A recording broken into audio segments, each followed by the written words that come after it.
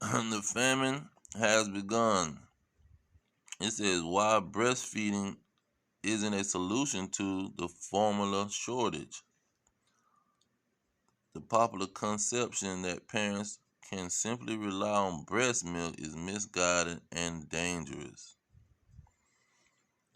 The infant formula shortage is an ongoing nightmare for American families with young babies as parents find themselves without the basic food and fluids to keep their infants alive and healthy. As pediatrician and mother, it's horrifying to see that rather than unifying the country in a concerted effort to address this emergency, the shortage is being used by many people to further the stigma against infant formula and the shaming of parents who use it and the babies who need it. I'm here to set the record straight. The popular conception that parents can simply rely on breast milk and that breastfeeding is the only way mothers should be feeding their babies in the first place is misguided and dangerous. Many of, not most, infants will need at least some amount of formula supplementation to reach their optimal health and even to reach a parent's breastfeeding goals. So we see that this thing is uh, full in effect. Let's look at Slovakia.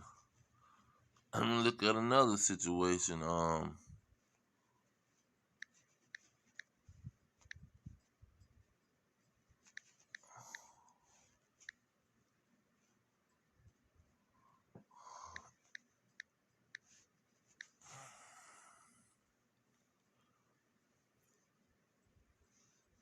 Okay, where we at?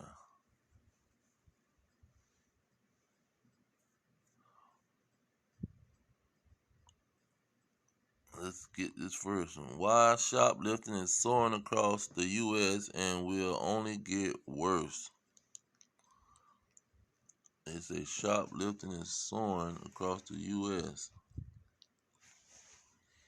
Retail crime has been rising throughout the U.S. for the past 5 years, with organized crime rings targeting stores everywhere from Rhode Island to North Carolina to Wisconsin.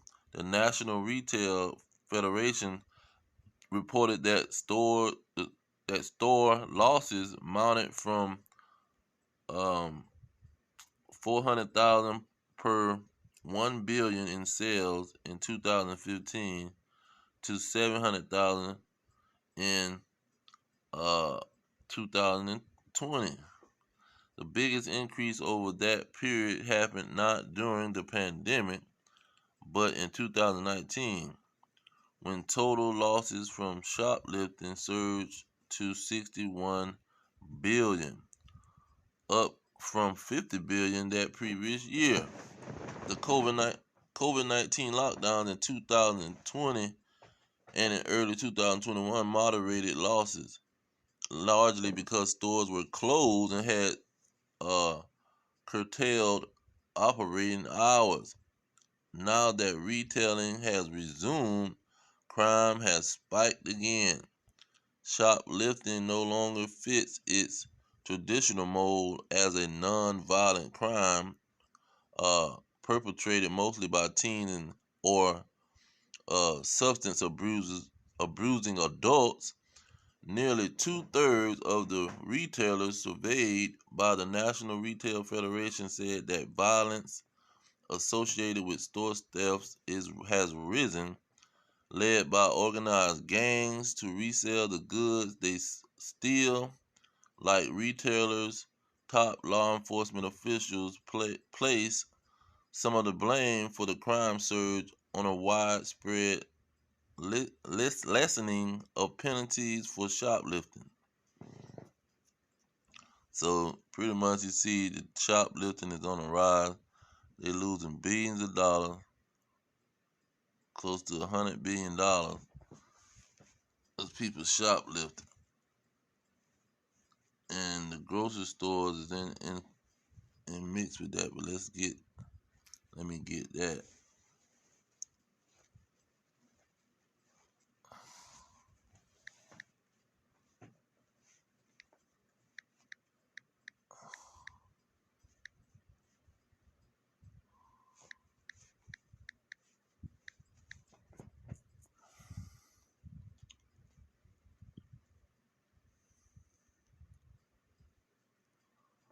Try to get a recent one. 5 days. Women uses toddler to steal groceries from New Orleans store.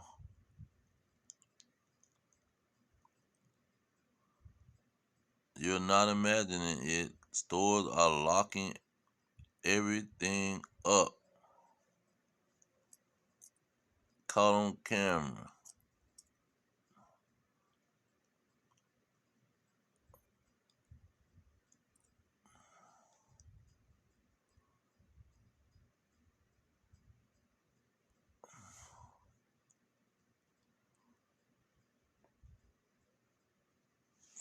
Kroger's.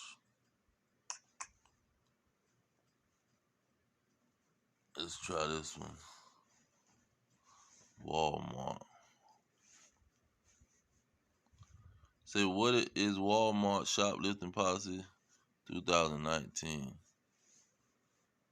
Oh, they talking about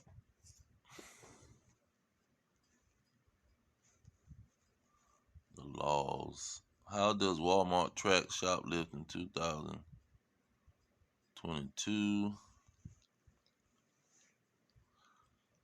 3 days. Let's see what this is about.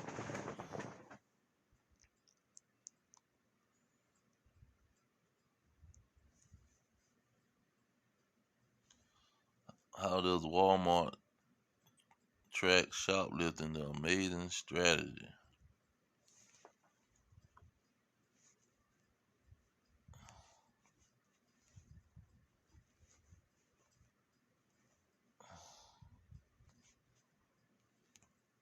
They got every kind of situation trying to block my situation. Stealing from Walmart self checkout is not smart. They trying everything they can.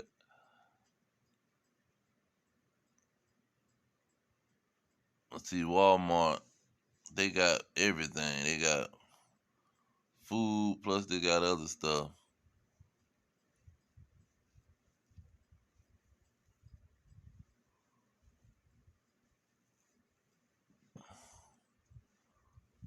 And Walmart got a whole security section, security department for these folks stealing.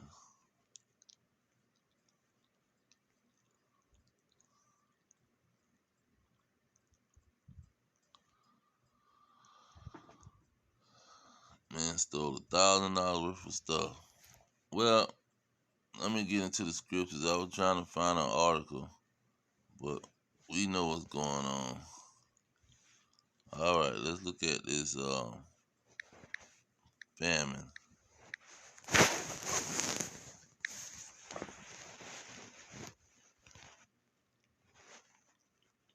Now we know how Egypt had major problems.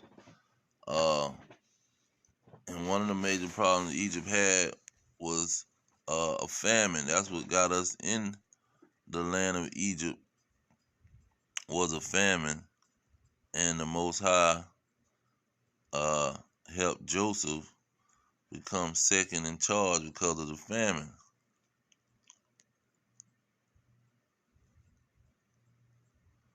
Even in the book of Ruth, look, it say, now it came to pass in the days when the judges ruled that there was a famine in the land, and a certain man of Bethlehem, Judah, went to sojourn in the country of Moab, he and his wife and his 2 sons.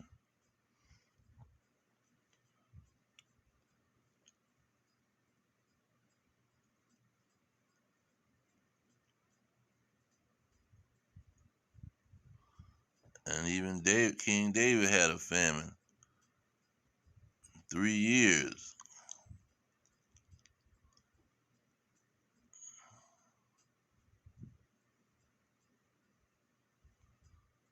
David was wondering, what the heck did we do? Is it because of Saul? What we went and killed the Jebusites? What did we? Why we got this famine here?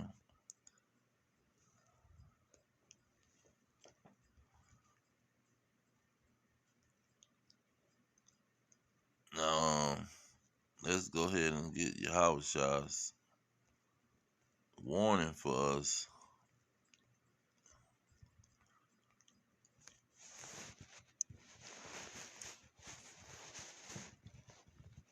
Matthew 24.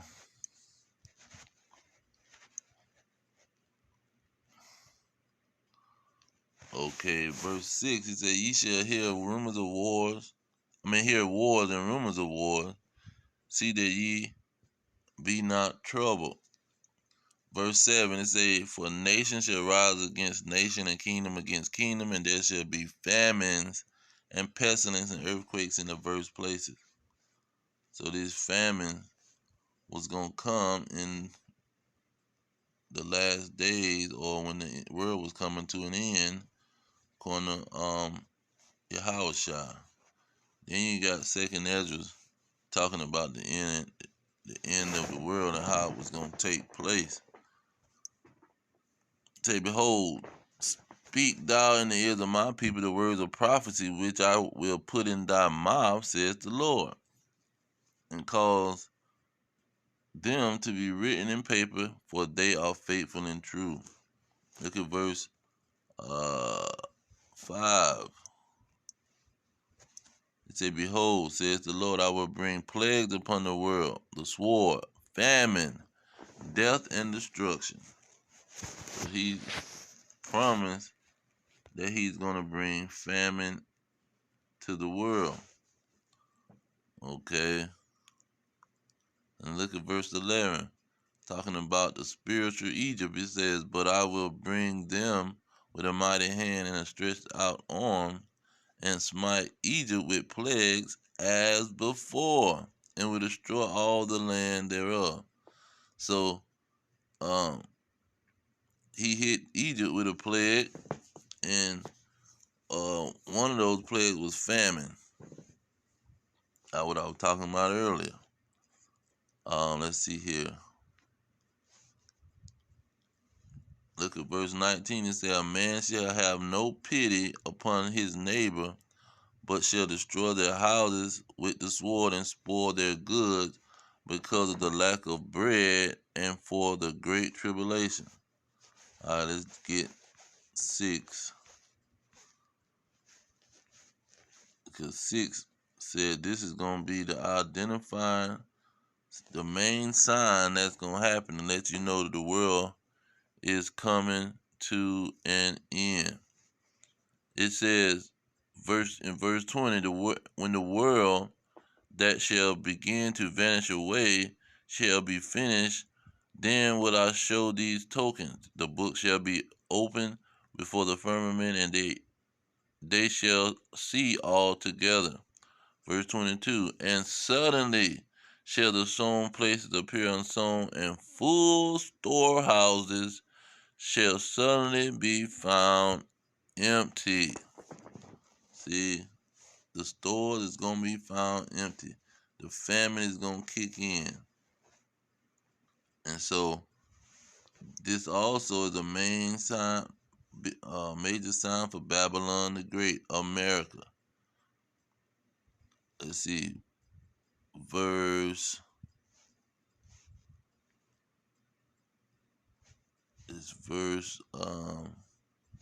8. It says, Therefore shall her plagues come in one day, death and mourning and famine. See, famine is going to hit, and then people are going to not have pity upon their neighbor, and you're going to have that great tribulation Yahweh was talking about in Matthew 24, saying she shall utterly be burnt with fire. See, that's going to be the grand finale before the nuclear missiles hit. You're going to have a great tribulation and a major famine in the land. See, because this is another part of that second death or that second punishment. Let's get that in Ecclesiastes 40. It says, verse 9, death, bloodshed, strife, and sword, calamities, famine, tribulation, and the scourge. These things are created for the wicked, and for their sake came the flood. So he created the famine for the wicked, just like there was a flood. So the famine is going to be in addition to that, those nuclear missiles. Now, let's get that in 2nd Ezra 16. I think he talks about that specifically. Let's see here. Here it is. It says, verse 22, for many of them that dwell upon the earth shall perish of famine, and the others shall escape the hunger, shall the sword destroy. So if they don't die from the famine, they're going to die from the nuclear missiles or some other kind of calamity. And so this is the second death for the wicked. Let's get that. I don't want to.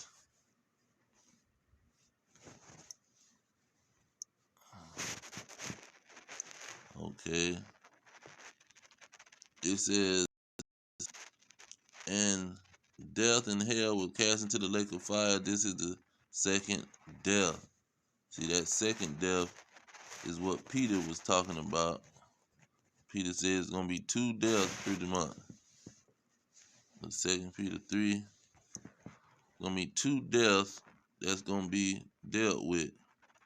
Verse 6 and 7, it says, where about the world then that was being overflowed with water perished, but the heavens and the earth, which are now by the same word, are kept in store, reserved for fire against the day of judgment and perdition of ungodly men. So you had the flood with that first death. Then the second death, by the same word, is going to be by fire. And famine is going to be a part of that second death. But I'm going to leave it there. All praises to Yahweh, Hashem, Yahweh Shah, Hashem, Kakadash. Double honors to the elders pushing the truth. Peace to the elect worldwide. Our kingdom is at hand. Shalom.